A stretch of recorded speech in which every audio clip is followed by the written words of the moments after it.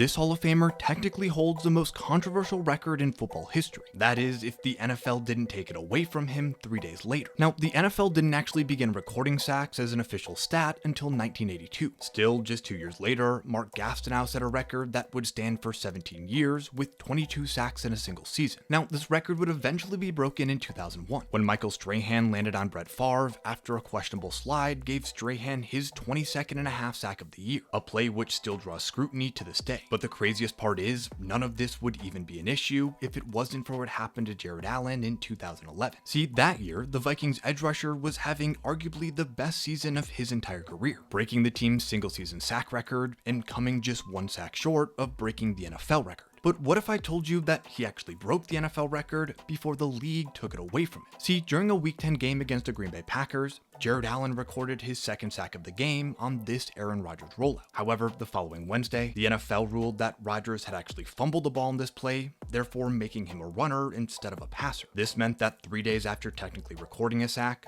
the NFL changed it to a tackle for a loss, resulting in Allen being 1 sack short of the record at the end of the year. Now, to this day, Allen contends that since Rodgers could have still picked up the ball and thrown it, it should have counted as his 23rd sack, a point which Rodgers himself even agrees with. You are the all-time single-season sack leader. I don't care what the numbers say, because that phantom bull sack they took away from you. At least a gold jacket is as good a consolation prize as any.